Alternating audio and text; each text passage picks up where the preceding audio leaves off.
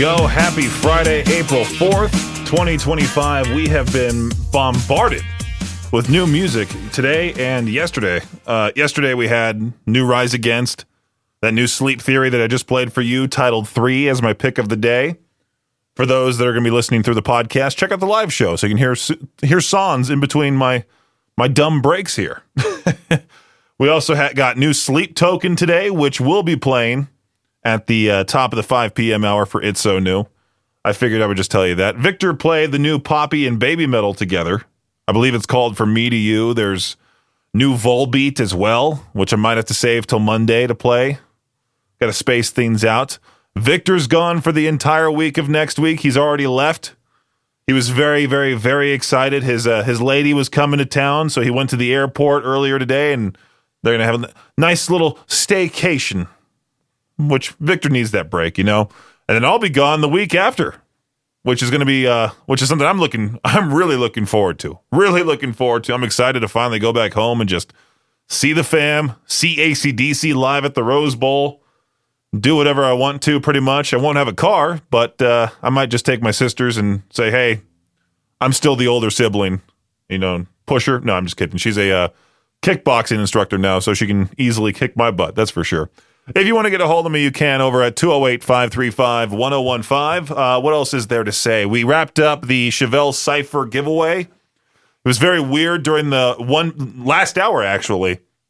It was very weird because I gave out the cue to call right after the noon hour of Madness and Mayhem, and only one person called in, and that was Quint. And Quint guessed it correctly after guessing it incorrectly, but he was the only one to call in, so I was like, "Here, man, you get another shot. If you don't get it this time, that's when I'll give out the cue to call again." And sure enough, he got it. Face to the floor from Chevelle. He won tickets to go see Chevelle, Asking Alexandria, Dead Poet Society. If you signed up through the apps, I'm going to be doing that drawing, I believe, hopefully live on Facebook here soon. If not, I'll try to figure out a way to do it because, well, it takes a minute for me to set up the cameras through OBS, take the stream key, put it live on Facebook through the webcams, and then hit stop on the random number generator. I'll see what I can do. But tomorrow, I'm also going to be at Teton Auto Credit. Their new location, 2800 South Pioneer Road in Idaho Falls. I specifically saved a pair of tickets for people who show up to that event tomorrow.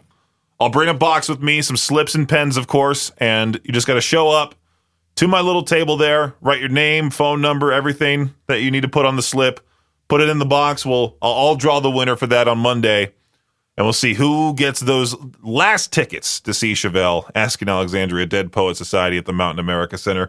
I know it's a lot of information to remember, but 2800 South Pioneer Road tomorrow, Teton Auto Credit, their new location, all right? I'll be there from 1 to 3. Stop by, come see me, and I'll be back in just a few. It's Peach's Pit Party here on K-Barrett 101. I know it's April now, but March Madness is still not over with. We're down to the Final Four. Auburn, Florida facing off tomorrow. Same with Duke and Houston. Crazy that the number 1 seeds all made it to the Final Four. No, there was not too many upsets this year. Not too many upsets this year. There was one year, was it 2016 or 2017? Might have been 2017. Actually, it might have been 2016, but there was one year not that long ago when there was tons of upsets, and I think there was that school with that was her name Sister Mary, the older lady they brought to the games, and that school ended up going pretty far, and they were ranked like ranked 16, I think, or something like that. I don't know. There's been quite a few upsets in March Madness history, but this is like the first year since 2008. All teams are the top-ranked teams. Auburn, Florida, Duke, Houston. I looked at my bracket earlier today, and I saw that my winning bracket has Florida and Duke in the championship. And then I put on that one, I think Florida winning, and I put a score on there as well. I think it was like 78-70, something like that. But I'm hoping I can win this entire thing. I won't be watching the game because I'll be too stressed out. I'll probably just get the notifications via my ESPN app. I'm hoping, man, hoping. National championship, Florida Duke. Florida wins the entire thing, and I get my $25 from Josh Tyler of Classy 97. What sucks is without Viktor and Jade here, I can't ask them, hey, is this okay to say on the air? I'm not going to say it because I don't want to, cross the line. But you know the name for when somebody gets a lower back tattoo. You know that name? I don't know if I can say it on the air or not, but I'm not going to because, well, I don't want to get myself in trouble. I definitely do not want to talking to, but tattoo artists apparently are saying that the demand for these types of tattoos, the lower back tattoos, are increasing amongst the young people. Yeah, Gen Z. But they've put their own spin on it with softer, smaller, and more detailed designs. Think delicate phrases, celestial symbols, intricate line work. Could you imagine? Oh, are they?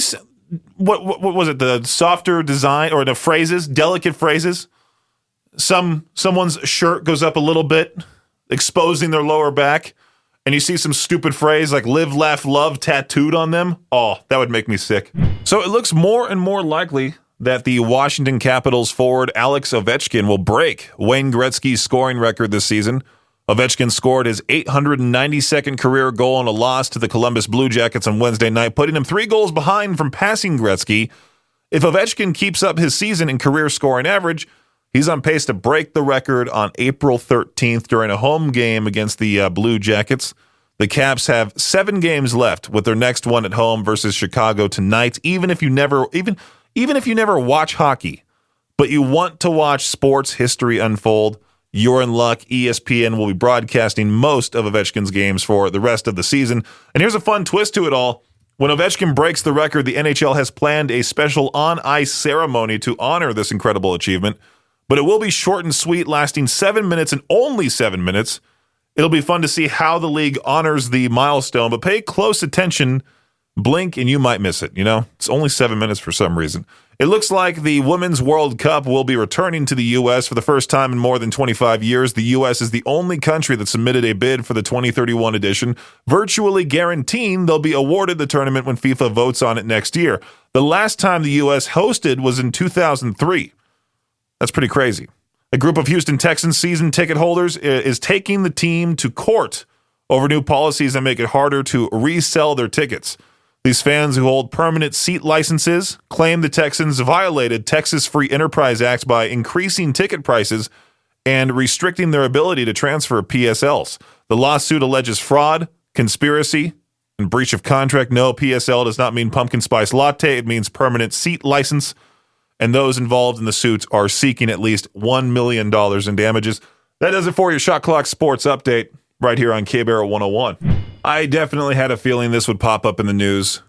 The week that I'm in California, April 20th, Sunday, April 20th, it is also Easter. And, my friends and I, more so Matt, was trying to plan some sort of weekend thing we could do before I come back to Idaho on April 21st.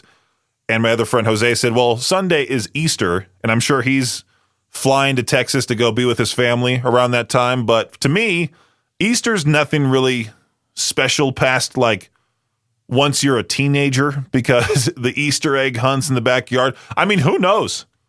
Who knows? The Easter Bunny might set up an Easter egg hunt at my parents' place. I'm nearly 30, and I'm hunting for Easter eggs in the backyard. Yeah, but you know what? Holidays should have no restrictions. If you're an adult and you want an Easter egg hunt, go do it. Set one up, It's the same stupid thing when it comes to Halloween, when people get upset that there's an adult trick-or-treating. It's like, who cares? It's somebody just wanting candy and celebrating the holiday. Might as well just give them the candy. Host an Easter egg hunt. Have Easter brunch. Hunt for eggs. Make it a fun holiday. I look forward to Easter every year because, my parents' pet Sheldon, the pet tortoise, that's usually the day when he comes out of hibernation. And it's always great to see that. Oh, he's such a great pet. I love tortoises. You barely have to take care of them. They live super long. I mean, Sheldon is, I believe, now 54 years old. 54. Way older than me. Almost as old as my parents. He's doing just fine. You just feed him lettuce every once in a while. Give him a nice hibiscus flower. He's about the size of a football, so he's not too big for damages to the backyard. He's not too small for, potential prey or potential predator, I should say, like a bird to come flying in and swoop him up. He's the perfect pet. Love Sheldon. Can't wait to see him. Hopefully he's awake by the time I get back. Or when I show up on Easter morning, we wake up and he's alive. He went through another hibernation. Listening to Gone Away from Five Finger Death Punch right there reminded me of the Free Fall music video I watched yesterday from Nothing More and Chris Daughtry, that new rendition they decided to put out there. If you watch the music video, I will warn you, if you want to watch the music video, I will warn you ahead of time that it's pretty emotional. It'll get you. It'll pull at your heartstrings. I think Jade, when he was here earlier this week, he walked into Viktor's office and showed him the music video and said, hey, you need to do, or he told him about the music video and said, hey, you need to do one of those rock radio DJ one-take reaction videos that we have up on our YouTube channel at KBarrett 101 RMG. I watched the music video myself. I should have filmed a one-take reaction myself. It's a very emotional video because it's not only the song, there's also a cinematic part of it. I believe it's around 8 minutes long, and it has the song throughout, but it's broken up into chunks. But you watch this emotional story. I won't go into detail if you want to watch it yourself. Nothing More, Free Fall, featuring Chris Daughtry. It's on YouTube now. Peach's Pit Party on KBarrett 101. I tell you, it happens every time I'm about to go out of town, fly in a plane, go back home, that I start seeing more and more of these stories of, maintenance issues with planes. Luckily, this one wasn't commercial and everybody's okay. But Dwayne "The Rock" Johnson, his private jet, suffered a very serious mechanical issue that forced him to make an emergency landing and pull the plug on his trip. Yeah, he was on a flight from Hawaii to Houston for the opening of the United Football League's second season, when his $65 million Gulfstream G650 ran into a major glitch. The Rock detailed the terrifying ordeal in a post on social media, saying the midair incident forced him to head back to his Hawaii home. I guess the pilot walked out of the cockpit, got down on one knee and said, hey, Mr. Johnson, we're going to have to turn this plane around. And I guess the hydraulics were overheating that caused the malfunction, so they had to turn back around. Luckily, everything's okay. They're all good. But again, these stories pop up literally every time right before I'm about to go somewhere. April 14th, 10 days away. I'm counting down the days till I can get out of here and enjoy some time off. You know, as a parent, you live in constant fear of what your toddler might put in their mouth. Legos, dog food, their own boogers. But one mom in the UK just leveled up the parenting nightmare. I saw this video pop up a couple days ago when she caught her toddler chowing down on grandpa.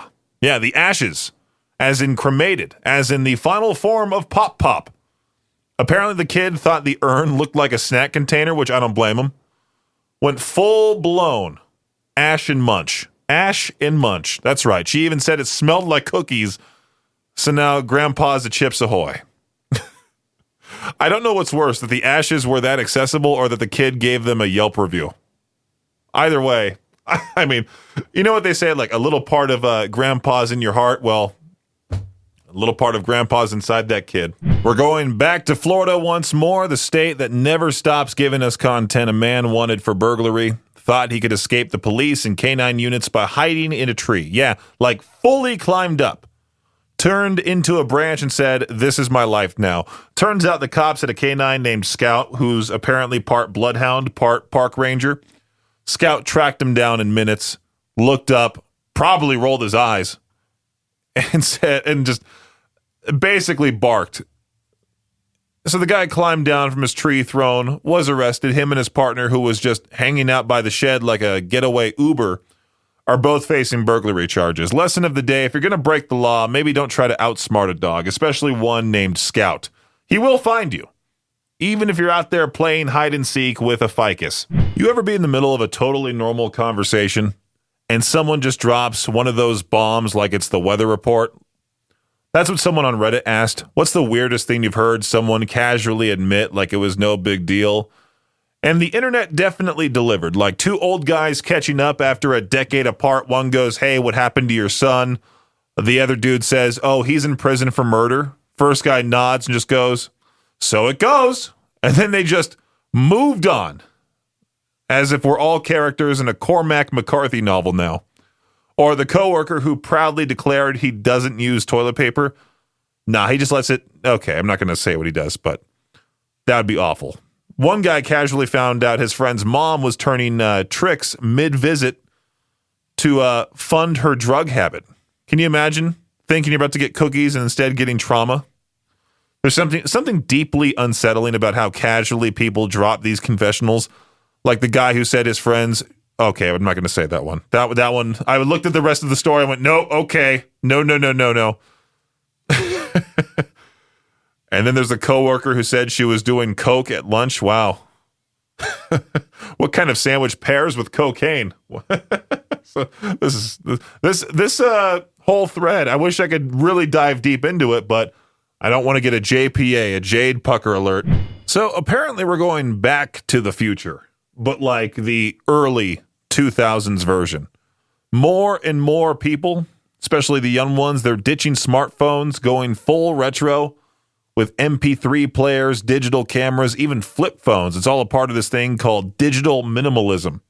Basically trading in your dopamine drip of notifications for peace, quiet, and maybe a blurry photo taken on a 12-year-old Nikon Coolpix, something like that, you know? Researchers are actually tracking this, and the people unplugging say they feel happier and more present, which makes sense. Hard to doom scroll when your device has a screen the size of a Tic Tac. It only plays 3 My Chemical Romance albums, you know? Honestly, kind of refreshing. I mean, if going back to an iPod Nano helps you remember what sunlight feels like, do it. All right? Go for it. I mean, if I didn't work in broadcast media where I need to consistently post on an everyday basis, I totally would have something like this. I was just going through my stuff, and I'm like, oh, yeah, that's right. I have my Game Boy Color now. I forgot I have that still. I have one of those transparent ones with an old WWF game on it. Or I shouldn't say on it, but the cartridge with it. An old Yu-Gi-Oh game as well. Basically, I think back in the day, I bought it to play Pokemon. And all the Pokemon games for the Game Boy Color are worth tons of money. I'm not paying that much for a Game Boy Color game. I would like to have an MP3 player again or something like that. An old iPod. I miss having my old yellow iPod Shuffle. Man, it'd be great to have that. I think I still have my old iPod Touch. I think. I'll have to dig around and try to find it. It is now that time for To Peach Their Own, where I ask you a question. You give me your best answer at 208-535-1015. What quote-unquote cheap food would you still eat no matter how rich you got? If you were a multi-billionaire tomorrow, what would you still eat just because you enjoy it? Top answer I see right here on Ask Reddit, quesadillas. Flour or corn tortillas, doesn't matter. Doesn't matter at all, really. I prefer flour tortillas, but corn tortillas are slightly better for you, of course. But, man, I enjoy a nice quesadilla, especially when I dip it in some spicy sauce or guacamole. Oh, good stuff there. So what cheap food would you still eat no matter how rich you got? Call in live to the show right now, 208-535-1015. Can't wait to hear what you have to say. All right, here we go. We got the Maddie kid, the marketing assistant, here in studio. Howdy. Your mic's not even on. There you go. Now you're on. I figured since we were pre-recording Monday's noon hour of madness and mayhem, you would also get to answer today's To Peach Their Own question. What do in I owe studio, the pleasure? Unlike listeners who have to call in. So, what cheap food would you still eat no matter how rich you got, Maddie? So this one's a little bit of a combo. Are you ready? Okay. Hey, saltine cracker. All right. Cheese.